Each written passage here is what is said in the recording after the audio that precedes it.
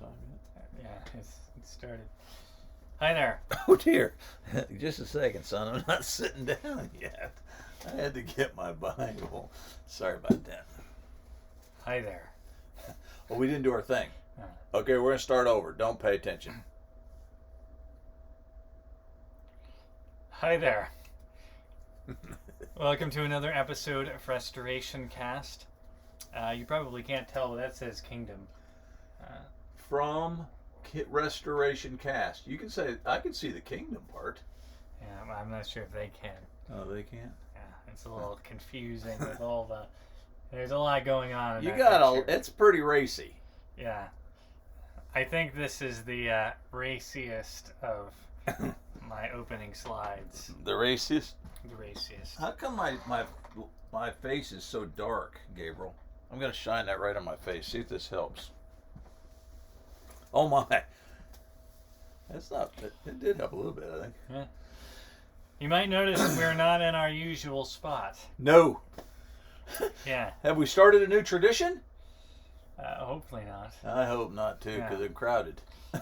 Yeah, you might have also noticed the conditions outside if you live anywhere in the U.S. Pretty much anywhere. Yeah, it's snowing. In our case, it snowed. Yeah, that's true. It snowed, and it's really cold. Very. And we don't have very good heat in the office. One little heater. And so we are inside the house. We came to our little living room. Yeah. Sitting in front of Cindy's piano.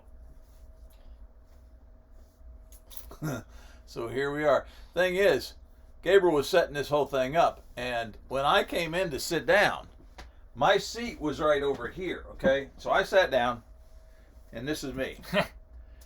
But you would think he would have said, "Oh, Dad, that's not good." No. Mm-hmm. He said, "Dad, that's about right where you need to be." So I don't know what that's supposed to mean, but I don't think I'm appreciated. Sorry, Dad. I'll try to appreciate you more in the future. I'm in my pajamas. Gabriel is too. Stick your leg up there. See? We're just going comfortable here. But they look like jeans. Oh, that's true. Yes. They're fake, though. Mm. They're really... They're not. They're not real jeans. They're not fake. Or they are fake. Yeah. Yeah. They're not fake jeans. Okay. All right, let us begin. Kingdom. Thy kingdom come, thy will be done on earth as it is in heaven. That's right out the book. Yeah. Yeah, there's another passage we're going to look at, but that is right out the mouth of Jesus. So that makes it red letter. Yes, it is. Yeah. I tried this early this morning to post my Lord's Day Live, and the text was too small. So I got a feeling this is too small for them to read. It could be. Okay, here's your questions. Write these down. He's going to read them to you. Number 1. What's the first kingdom passage in the Bible? What? What's the first kingdom Oh, I thought you said wants. What's the first kingdom passage in the Bible? Okay, got it. 2. What was the last event mentioned on the kingdom timeline, which we're going to discuss here in a minute? I can't twirl in the other room. Go ahead. Number 3. Sorry. What is the dual role that mankind plays in the kingdom? Number 4. What is the original domain of God's kingdom? Number 5. What are Christians called to do as members of God's kingdom according to Genesis 1, 26 through 28, which incidentally will be our passage for the rest of this episode. Genesis 1, 26 to 28. Yes. I'm going to get a head start on you then, buddy. All right. But before we get into that passage, I want to look at this image here. This is basically a breakdown of everything we're going to talk about for the next semester. So just memorize this screen, people. Yeah, memorize this screen and you'll know everything that I'm going to say from now on. And the reason I picked Genesis 1, 26 through 27, or 28, I mean, the reason I picked that particular passage is because I think it really exemplifies this slide. Yeah. So point of this slide basically is that whenever you take the idea of the kingdom, specifically the kingdom of heaven or the kingdom of God, they're interchangeable. But if you take the idea of the kingdom, you can break it down into three parts. And you can do this with any kingdom, right? Any kingdom. So if you break it down into the three parts: king, citizens, domain, right? If you've got a kingdom that has no king, it's not a kingdom. It's not a kingdom, exactly. No. It's a country of some sort, but not a kingdom. If you've got a kingdom that has a king and citizens but no domain, then that means it's some kind of nomadic tribe or something along those lines. They're right. They're moving around everywhere. They don't have a domain. So they're not a kingdom. Exactly. If you have a kingdom that has a king and a domain but no citizens, you just that's really lame. You just have a guy. A guy. He's just there. And so you have to have these three things in order for anything to actually be classified as a kingdom. And so whenever Jesus talks about the kingdom of heaven, he uses the word domain. Kingdom, right? Oh, I'm sorry. And that means that we have to have all three of these. Got to have all three. Who's the king? Who's the king of the universe? He's God. the king Jesus. of me. All right. His name is Jesus. Yes. All right, go ahead. So you know that you have to have all three of these things. All three if we're going to do the kingdom of heaven. Yeah, and so for the rest of the semester, we're going to break down each of these. But for the first couple of lessons, we're going to talk about just kind of an overview of what this looks like. And so we're going to talk about, again, Genesis chapter 1, verses 26 through 28, because it really exemplifies all three of these things and puts them into practice.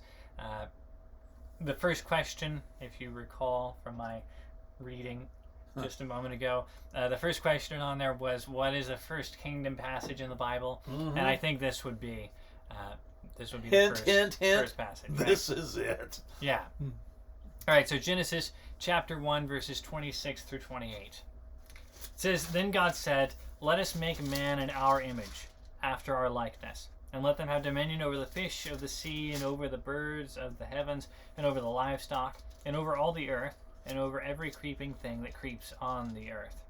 So God created man in his own image. In the image of God he created him. Male and female he created them. And God blessed them. And God said to them, be fruitful and multiply and fill the earth and subdue it, and have dominion over the fish of the sea, and over the birds of the heavens, and over every living thing that moves on the earth." So you noticed twice during that passage, he mentions, or the word dominion comes up, right? Which clearly is directly related to this whole idea of kingship and that whole thing, right? It's kind of a, I don't know if it's a root word, but it's a related word to the word domain, right? Oh. And so there's kind of that connection there. Point being, this is the first passage where this idea really comes up of who is the king and what's going on, what's the domain, and all of these different questions. Does domain and dominant, they tie together probably as words? Word relations. Imagine, yes. Thus, a king is dominant. Yes, he's dominant within his domain. He's dominant within his domain. Yeah, that's a good point, actually. Did you notice that your mom and your grandpa Carlton are watching? I did notice that. Hi, Grandpa Carlton. Hi, Grandpa. He actually lives with us. He's just over there on the other side of the room. Yeah, if we took the computer a couple steps that way, you'd probably be able to hear us twice. Twice, that's true. I'm sorry to interrupt, but I just felt like that if we're dealing with kingship, we ought to deal with Carlton. He would be the patriarch of our family on this side, on Cindy's side. True. I don't think that makes him a king or nothing, does it? I don't know. I don't either. Maybe. What is a patriarch exactly? I don't know, but this is a really interesting thing we got. Oh, we got a timeline. Yes, so this is our kingdom timeline. Runs right into my head. Yeah. That's why I wanted you over there. Yeah, I see that. But yeah, this is our timeline. We're going to look at this for the next several lessons. That dot? Not that dot, but The timeline. the timeline. Oh, good. So right now, during this particular lesson, we are somewhere in this area. Right? Well, Genesis 1, that's pretty close. We're talking about Genesis 1, so we're talking about creation, right? Right. And I guess a dot is 7 days or something like that. Okay. So this is, the creation story that we're talking about. Particularly, we're talking about the end of the creation story. Whenever God creates man in his own image, that's what we're going to be talking about today, as we just read. But we're going to look at a little bit of kind of an overview of the timeline. We're not going to look at the whole thing, but I thought we could look at a little bit of the first several events in the timeline. Several events. And so, like I said, over probably the next 3 weeks, we're going to continue looking at this timeline and see the events that are happening that are related to the kingdom. But for tonight, we're starting at this dot. Yes, we are starting at creation. Creation dot. So after creation, of course, you have the fall of man, which is really the next big dot. Kingdom event. It's a pretty big event. Yeah, exactly. So you have creation, first of all. Whenever God, he creates the whole world. He makes man and animals. Really, you could say he makes the citizens and the domain. Right? Yeah, that's a good point. From our chart. And so he makes all of that stuff, and then man is given this purpose, what they're supposed to do as citizens of the kingdom. Take care of the garden. Yeah, exactly. And man doesn't accomplish that. No. And we're going to talk quite a bit about that this morning, or this evening, although we won't actually get into that passage. But that's basically what happens with the fall of man, right? Is man had this responsibility as members of the kingdom, and we fail the responsibility, right? And we're bad citizens. Everything that happens from this point onward is a result of the fact that we had a job, we had this role as citizens, and we weren't able to keep it. You have one job. Adam, you had one job. Yeah, just don't eat of that tree. That's all you got. Literally, you got one job, man. After the fall of man, things just kind of continue spiraling out of control until you get to the flood. Flood. Right? A lot of water. Yeah, and so the flood is kind of this point where God resets everything. Mm-hmm. And that seems to be the point, is he goes in and he wipes out everything that he's made, right? All of the citizens, all of the domain. He destroys everything. And it's supposed to be this reset button. Right. But what we see at the Tower of Babel, which is our next point, is that things don't actually work out as well as probably were intended, right? In fact, you see that at the end of the flood story with Noah, whenever he gets drunk and then stuff happens with Ham and all of that.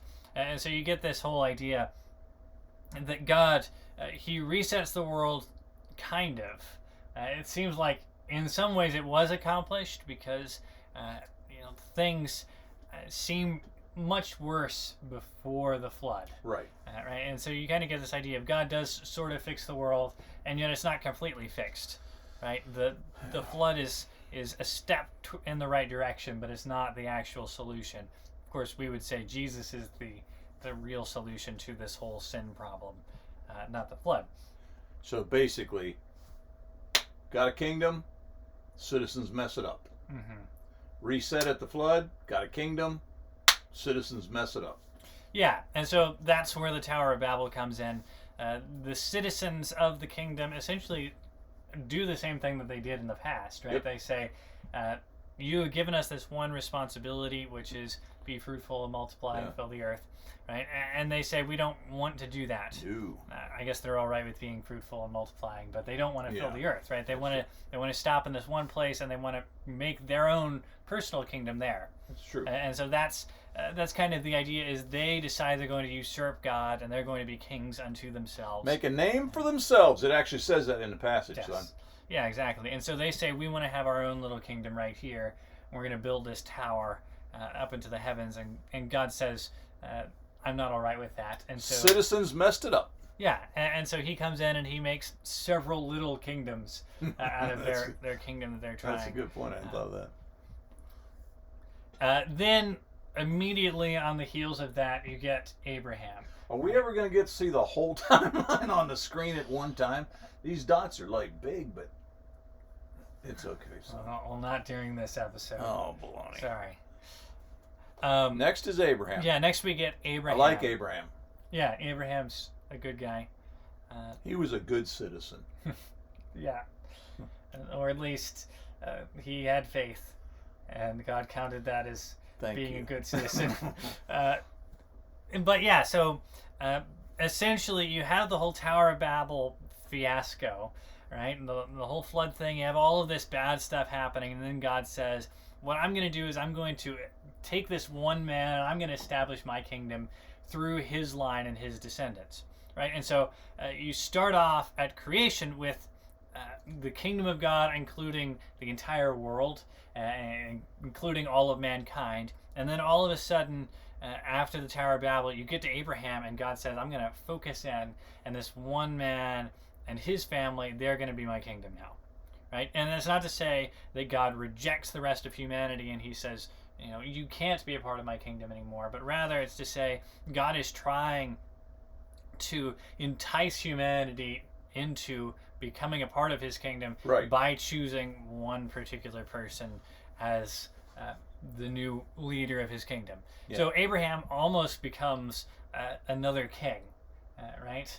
That he is this patriarch, he's the ruler of this little kingdom that God has set up. And so God obviously is the real king, but Abraham becomes his representative and kind of this small king on behalf of God. Then what you see is Abraham's family grows and all this stuff happens. They get put in slavery in Egypt, and God has to come and rescue them from Egypt, which is another subject we're going to talk about at the end of the semester, which is this idea of salvation, right? And that's intrinsically a part of God's kingdom, is the fact that God's kingdom purpose is constantly going awry because of humanity and our own sin and all this bad stuff that's going on. And so God's his mission throughout the whole story of the Bible is to save us and to rescue us from our own sin and bring us into this kingdom relationship with him. Not unlike he rescued them and allowed them to exit Egypt. Exodus. Yeah, exactly. And so with the story of the Exodus, essentially what you see is God already has this kingdom. Got a kingdom. He has these people that he's called to himself, and yet they're stuck in slavery. Right. And so God comes in and he rescues them so that they can come out and they can have their own kingdom somewhere else. In another domain. Yeah, essentially what you see is they are a kingdom that has a king and has land. Citizens and has no domain, right? Yeah. And so God basically says, I'm going to come in and I'm going to rescue you so that you can go get your domain. And really, in reality, they have a domain. They're just not in it. Yeah, that's true. Because they've been promised this land since Abraham. Yeah. They're just not in their domain. Yeah, and that's an important point to bring out, is whenever we talk about the idea of the domain, that's one of the major aspects of the whole thing, is that the children of Israel are supposed to have this land. They're supposed to have this domain because of God's promise to Abraham. So whenever God makes the promise to Abraham, essentially what he's doing is he's setting up Abraham as this kind of king, which obviously they're going to have other leaders throughout the ages because Abraham's going to die. But Abraham is this king. He's a leader of the people. Abraham's family are going to be the citizens, and then you're going to have the promised land as this domain of the whole thing, right? And so again, you have those three aspects of every kingdom that are pretty clearly happening just in God's, his one promise to Abraham. Right. And so then again, you have the fulfillment of that happening in the Exodus. That God comes in and he sets up Moses as this kind of almost king, but really more intermediary between the real king, God, and his citizens as they travel toward their new domain. And so you get that whole idea in the story of the Exodus. And then once the people get into their domain, you get the stories of the judges, which and Joshua, right? Coming in and taking the domain for himself. I guess I should have put that on the list.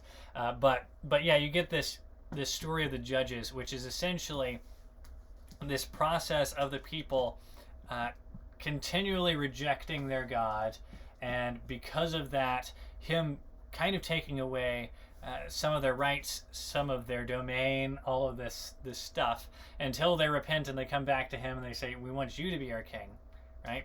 And the process just continues and it spirals out of control until the point where they say, we actually want a different king than you, right? So put somebody else on the throne, and that's King Saul, right? He's the first person that they put on the throne instead of God.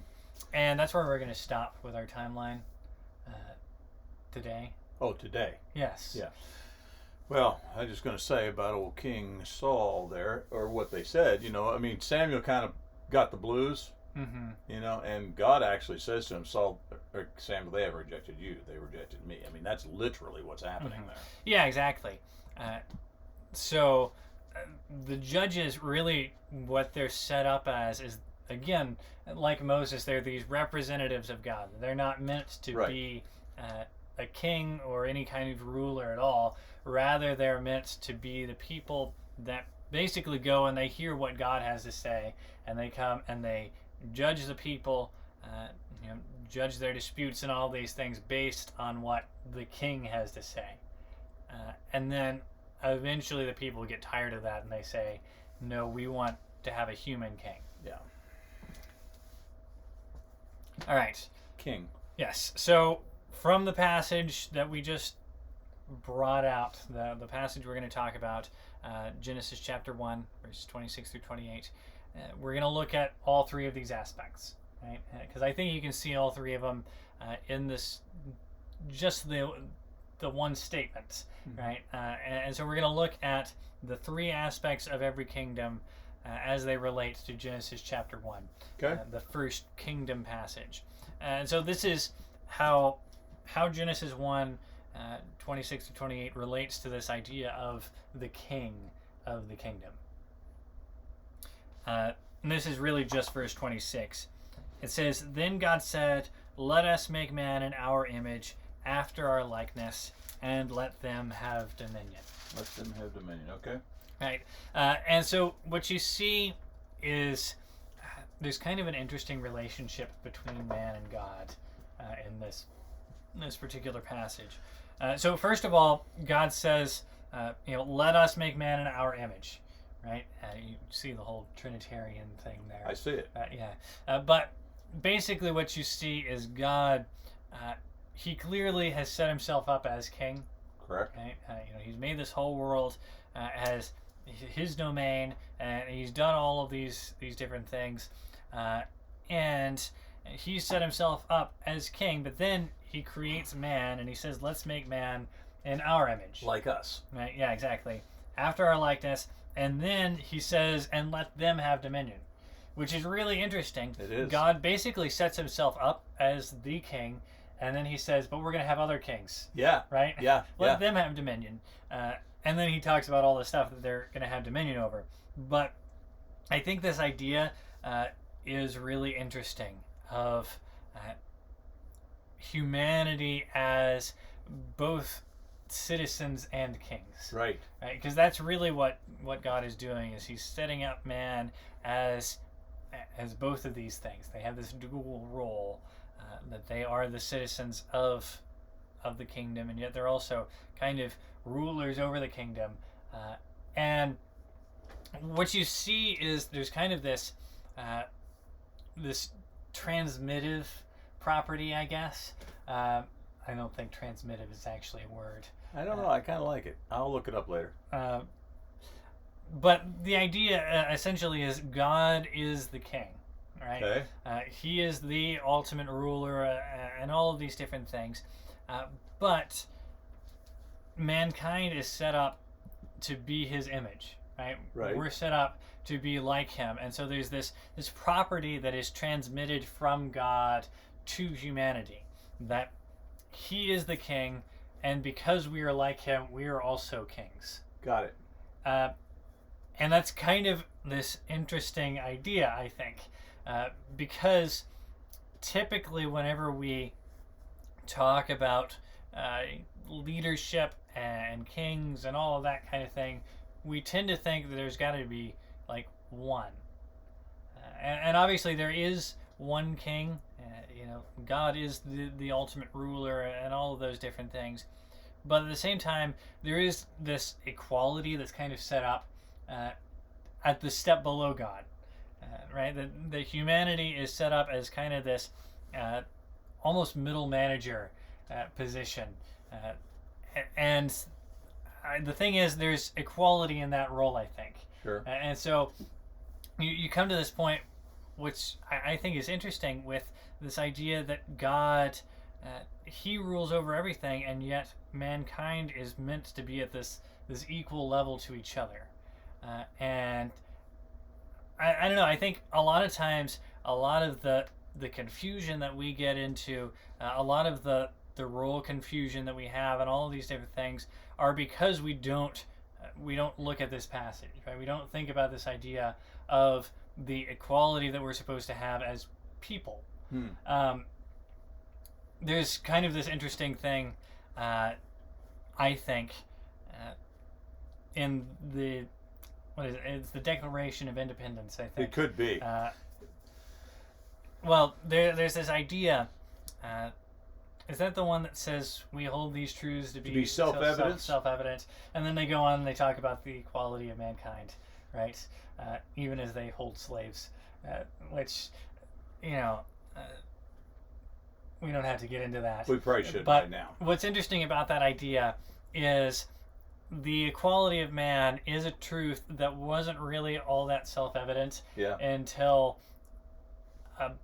about 100 years before the Declaration of Independence was written, right? And that's when the Enlightenment started taking place, and people started saying, maybe mankind is equal, and so you kind of get this idea of like nobody had this opinion about anything until this one point in history.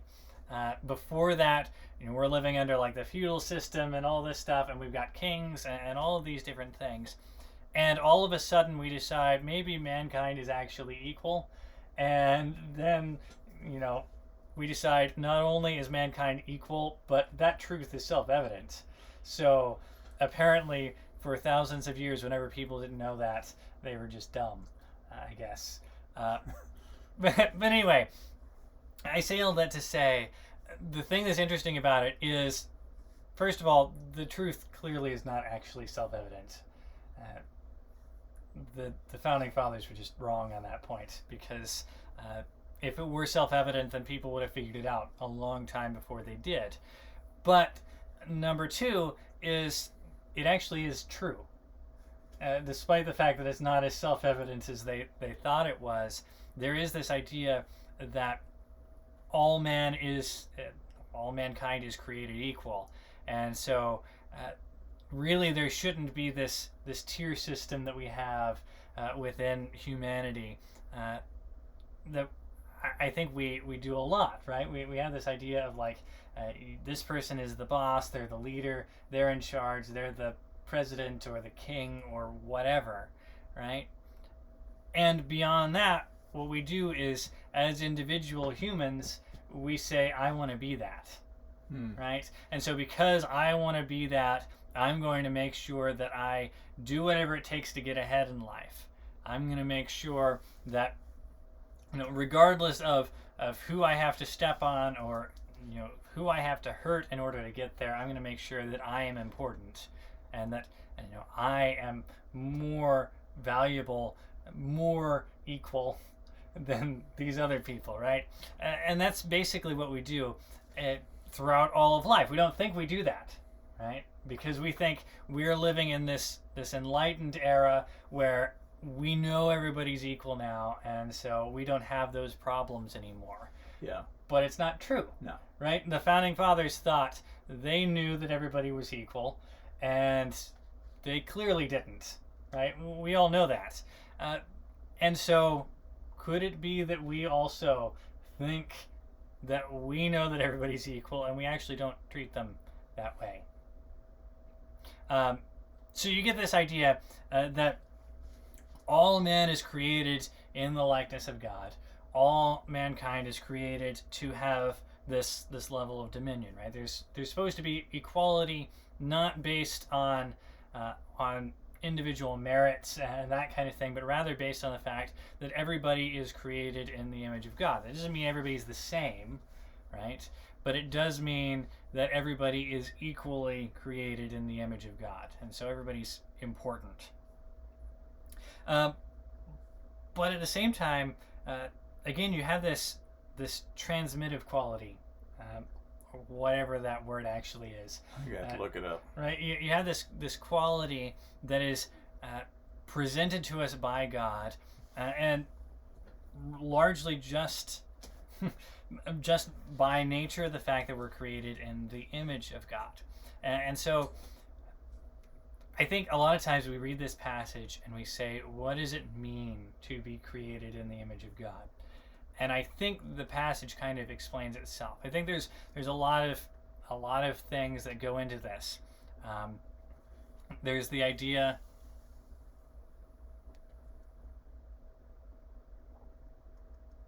It's not a word. You made it up this evening. Oh. I think it's a lovely word. Maybe it's transmutive. Transmutive. I don't even know how to spell that. But there's this idea that I lost my train of thought. Why are we created, or what does it mean? Yeah. What does it mean to be created in the image of God? Yes, what does that mean? And there's a lot of answers to that question. I think a lot of them are right, actually. There's the idea that God is the creator, and so being created in his image means that we have some kind of creative potential. I like that one. There's the idea that in the creation story, God is making a temple, and the image of God is another way of saying, like, an idol or something along those lines. It's not an idol in this particular case.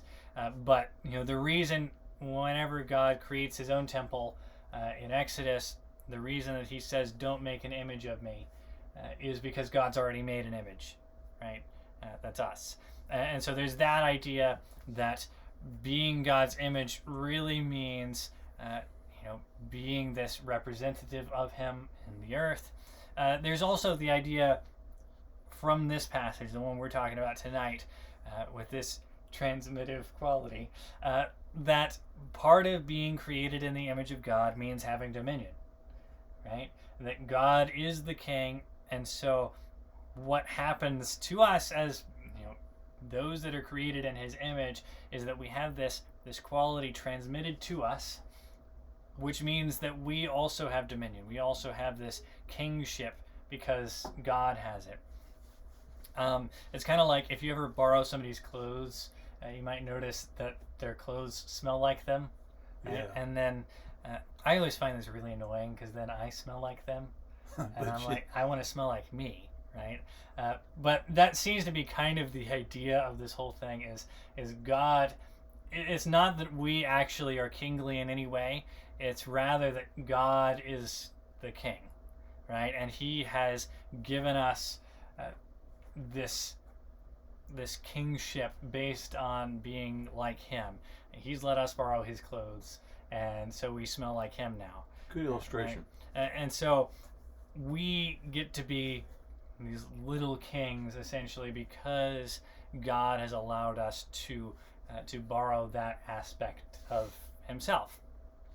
And so that's the idea of the king, is obviously God is the king. Right? He's number one. But then he says, let man have dominion, right? Mankind is also this king over the entire world for some reason. And then you have the citizens, which is interesting because, again, you get this idea that mankind is within this group as well. Right. So he says, this is 26b through 27a. But he says, let them have dominion. And then he says, over what? Let them have dominion over the fish of the sea, and over the birds of the heavens, and over the livestock, and over all the earth, and over every creeping thing that creeps on the earth. So God created man in his own image. Right? So you get this idea, number one, that here's all the list of things that God has put under man's dominion, right? Under man's rulership. Fish of the sea, birds, livestock, every creeping thing that creeps on the earth. Right? You get all of this stuff. Essentially, he says the whole animal kingdom, including tigers. Well, that's a tiger skin. It's a tiger skin, yeah. I think it might just be a tiger. Might just be a tiger that you crop down to only get its fur. Yeah. Tigers have fur? I think they have fur. But yeah, so you get basically the whole animal kingdom is what mankind is supposed to have dominion over. And I mean, there's a couple things that are important about that idea, I think.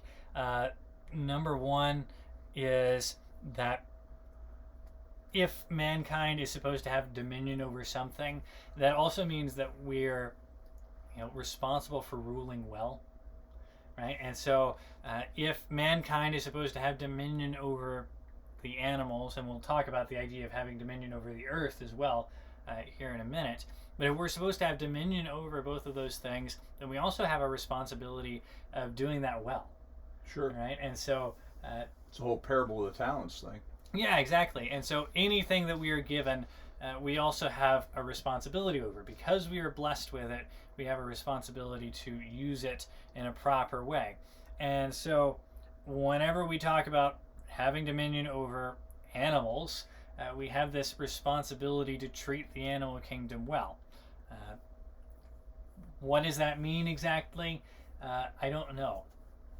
I certainly don't commit animal cruelty. Yeah. Right. But I think there's more to it than that. I think part of it is, if you are a pet owner, if you are a farmer who owns animals, anything along these lines, make sure that you're taking that responsibility seriously, that you recognize these are things that I'm supposed to have dominion over. And so part of that relationship seems to be that these animals give us something. Right, and so if you're a farmer, the animals, they give you something. We have chickens at our house, and the chickens give us eggs. All right, and so there's kind of this give and take relationship that we actually do most of the work in the relationship, right? Well, Dad does. I don't do anything, but Dad does most of the work in the relationship. You feed them, you house them. I'm the king. Yeah, exactly, and they reciprocate by giving you eggs. It's true. I love eggs. Yeah, but the point really is that because you are the king of these chickens, king of the chickens, you have this dominion over them. You have this responsibility that actually goes beyond their responsibility, right? That they are citizens, but really they don't have that much responsibility in the relationship. They just kind of live, and you take care of them. Today, it's like 17 degrees. Everything's frozen up, has been for days. Guess what the king had to do? I had to deliver unfrozen water to my domain. So I went down to the chicken coop, made sure to my girls. I call them my girls. Yeah. They're all hens. Yes. I really don't like the roosters. Bless you. That's because you don't have any. I don't have any, and I don't want any. Had I've any, had you would them, like and them. I've kicked them. I don't. Oh, sorry, I shouldn't have said that on national. Yeah, remember what we were just talking Sorry about about with the that. whole animal cruelty thing? I wasn't a good king because they were not good to their king. That's Those true. roosters. Yeah, but point being, Point being. essentially what we see is that it's actually harder to be the ruler of the domain than it is to be one of the citizens. And so God is giving mankind this awesome responsibility whenever he says, I want you to have dominion. That's a good point. Right, I mean, I asked my girls for two things: eggs and don't die. Yeah. That's it. Yeah, exactly. And so God actually, he sets himself up with a really hard job, right? Because he says, I'm going to be the ultimate king. And I'm going to be the highest ruler of the whole land. And so I have the hardest job here. He definitely right? does. I'm the one that's taking care of literally everything. and then you guys get to take care of some of these little things. I mean, he even takes care of my chickens. Yeah, yeah, exactly. He has all of this dominion, really, and then we get to be his little representatives. But part of that means that we have this responsibility to rule well, and so that goes for animals. It goes for the environment as well. Regardless of where you are with the whole global warming thing and all of that stuff, that doesn't really matter. What matters is, are you the kind of person that says, I want to take care of the planet that I live on? Right? And so, that doesn't come down to a political thing. Rather, it comes down to I am a person that is supposed to have responsibility over the world that I live in. Is that the part where he says that we will have dominion over all the earth? Is that referencing, like you say, beyond the animal kingdom, this is also the earth itself? Yeah, I think so. And in the next verse, whenever he talks about be fruitful and multiply and fill the earth, I think the idea is, fill the earth because you're supposed to have dominion over the whole thing, right? And so there's this idea that because we have dominion, we also have a responsibility to the things that we have dominion over. And so we need to be people that treat the earth well. Yeah. We need to be people that don't litter and recycle, I guess. I don't know. All of those different things that you would say, these are things that need to be done in order to make sure that the earth is taken care of. Do those things not because you think, I'm going to bust a hole in the ozone layer, or we're going to melt the polar ice caps or whatever, but do those things because you think I have a responsibility to live well. Right? I have a responsibility to be a good ruler over this domain, and so I'm going to do that just because God has given it to me, not because I'm afraid if I don't do this I'll die, but rather because you think I have been blessed with this and so I should take care of it. So you get that idea, but then you also get this idea at the end of, so God created man in his image, right? You get that idea of mankind is meant to be this ruler, that we're meant to rule over all of creation and all of this stuff, and we're also meant to be citizens, right? We're supposed to be the ones that are being ruled over. And so mankind has this really interesting position in the grand scheme of things, this dual role of kingship and citizenship together. And wouldn't you say, I don't know if this is going to be a point, but I think there are times too that we kind of shuffle between the two. Mm-hmm. That I'm primarily the king, and then I'm primarily the citizen. The chicken thing, I'm primarily the king. Mm-hmm. But at the same time, I've gone down there before and seen some of the chickens who kind of have a pecking order dominating other chickens. Mm-hmm. And so in some ways they kind of step up, if you will, in the situation. Now they don't never step up to my level. I get that. But let's say I go off on a trip. You become the king of the chickens. Mm-hmm. You're going to have to, and I'm gone on the trip. I can't take care of that role. And so, I think that we kind of come up and down. Maybe we're going to deal with this, the role between men and women. You often begin to go there with the kingship within the home. Mm-hmm. I'm the king of my house. I'm the man.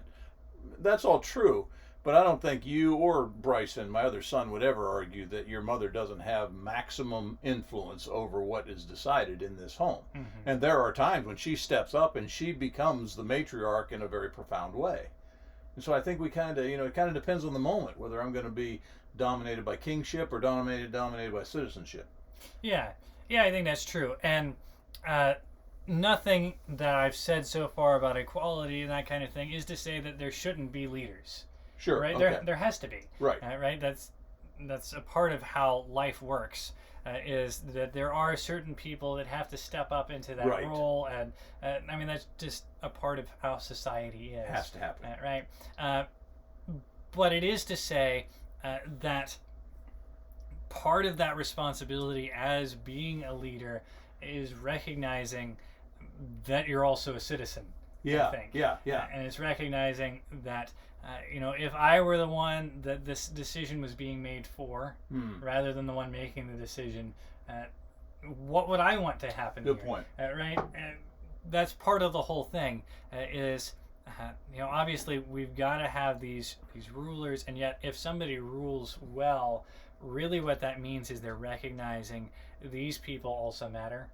Yeah. Right? These people are also created in the image of God, and so because of that, I'm going to do good things on their behalf, simply because I recognize their value. Yeah. Right? And so, definitely there's this idea. I think you're right. There's this idea that we fluctuate in our positions, right? And so some people, I think, hold on to power a little too long. I agree. And it ends up hurting them. I've done that. Yeah, some people never rise to power whenever they're supposed to. Right. And that hurts them as well. So in mankind we have this interesting relationship because we're meant to be both kings and citizens. I'm not sure that I haven't thought this through, so I'm just kind of battling out my face here. But when you consider the Godhead, there are times when we're going to dominate the conversation with Jesus, the Son. And it's not that God goes away, and it's certainly not that God's no longer king. It's just that right now we're, or the Holy Spirit, or the prayer in the garden where Jesus actually says to the King, God, not my will. He's the Son King who evidently had a different will than the Father King. But he is submissive to the Father's will because he's the king that is, in this moment, if you will, dominating the scenario. Now again, I was just thinking that through as I went, but I come back to your mother and I. There have been moments in the disciplinary process or the educational process with you and your brother that your mother was dominant. There's just no, she just was. She knew what she was doing. I defaulted to her because of it. Then there are times when I stepped up. And so I feel like that I don't know about waffle. That wasn't the word you used. What was it between the two that we sometimes alternate between the two? I don't know. But yeah, I think you're right. And another thing that's interesting about that is Jesus in the incarnation really is exemplifying this idea. Definitely. Right? Jesus is the king, and yet he is saying, I will become a citizen of the kingdom in order that I can save these other citizens. Wow, right? good illustration. And so that's really what's going on here. I think what we can see is that all sin really comes out of this idea of rule confusion, and that we think that we ought to be kings, really, right?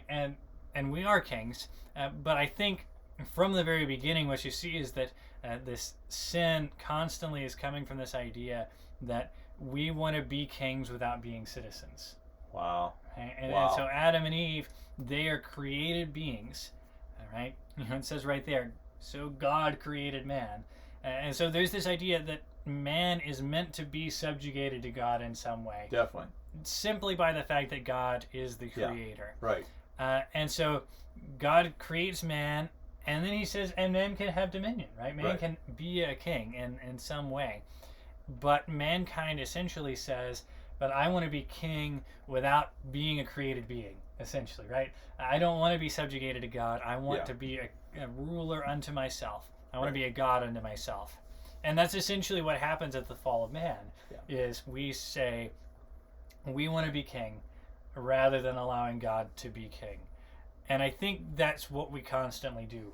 That's what sin really is us saying, I want to fulfill my desires myself, right? Rather than allowing God to control all these things, rather than allowing God to be king, I want to be king.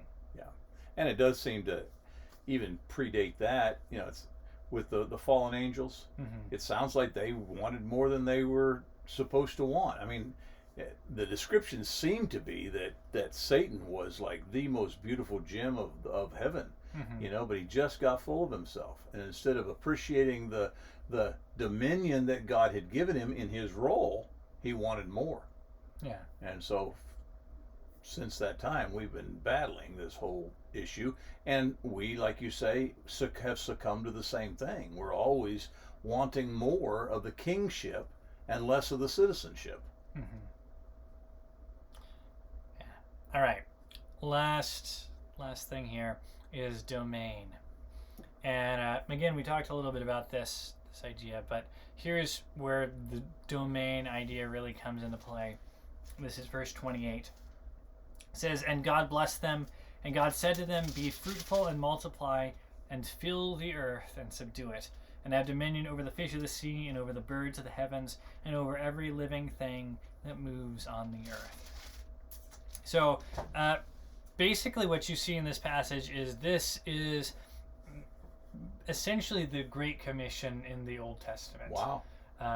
In the New Testament, we have this idea really played out again with Jesus saying, "I want you to go and make disciples of all nations." Right. Right. And so, really, these are parallel ideas. Mm-hmm. I think. I can see that. And essentially, what God is saying here is, there's not other nations to disciple at this point, to convert or anything along those lines. It's just Adam and Eve. And you guys, your job is to go and fill the entire earth. And that's more than just have babies or something along those lines. The idea is, you guys are kings, right? Or king and queen. But you are my representatives on the earth. And so what I want you to do is, I want you to fill the earth with my representation. Wow. Right? Good. If you Well are said. kings, if you are, these rulers under me, then in order for my domain to extend over the face of the whole earth, and what I need you to do is, I need you to extend your domain over the face of the whole earth, right? Because your domain is mine, really, Right. is what God is saying. And so that really seems to be the point of kind of this whole passage, actually, is God, he starts off by saying, let's make man in our image. And then he does. He makes man in his image. And then he says, and you're going to have domain over everything, right? Dominion over all of this different stuff. And he lists all the things. And then he says, now go and exercise your dominion over the entire world. Because I made this world for you so that your dominion can be over all of it, and by extension, so that my dominion can be over all of it. And being that I am not divine, I can't be all over the world at the same time. So how do I solve that problem? I have got to produce other kings. Yeah, exactly. And so in the Old Testament, the idea is very family oriented, right? The idea is, you have kids, and your kids are going to go and they're going to move to other places. They're going to move to other places, and whenever they do that, they're going to take the kingdom with them. Right. And then they're going to have kids, and their kids are going to expand out, and so on and so forth. The idea in the New Testament is actually very similar to that. Absolutely. In fact, I think the idea of the Old Testament actually transfers over, that you should, still have kids and all that stuff. But the idea in the New Testament really seems to be, man has already expanded out over the whole face of the earth. And so now we're supposed to go and we're supposed to tell other people, or rather convert other people to become citizens of the kingdom, and bring the whole kingdom, again, under the dominion of God. Yeah, and if you think about it, your job is to convince somebody else to be a king. Yeah. I mean, wow. Who doesn't want to be king? But clearly a lot of folks don't get it, and it's because of that seeming conflict between kingship and citizenship. Yeah. But I mean, that puts a whole new slant on gospel. Go into all the world and convince folks that they are going to be kings. Yeah, exactly. And so basically what you see is, this is the beginning of the story, right? And this is almost what you could say is like the thesis statement of Scripture, right? Is God comes in and he says, this is my purpose for mankind. My purpose is that they would be both kings and citizens, and they would have dominion over this entire planet. And because they have dominion, I would have dominion over the entire planet. So he says all of this stuff, and then basically Scripture is just playing out this story of whether or not man is actually going to do what God wanted us to do. And we constantly don't. Right? And then God has to send in Jesus, and he fixes the whole thing. And then the story continues with, instead of man spiraling downward, man rising upward again, because of the fact that Jesus came in and fixed things. And so whenever we get to the end of Revelation, essentially what we see is this passage restored. Right? And so you get this idea by Revelation that we are back to this place where we are filling the earth with God's dominion. We are making God king of the entire world because we've been brought back to this place of our original purpose. Right? We've finally fulfilled the purpose that we had since the very beginning, since we were created. That's good. That's powerful stuff, actually. Right. Good stuff. There's your questions again. If you can't read it, you can squeeze out. You know how they do that on your phones? Yeah.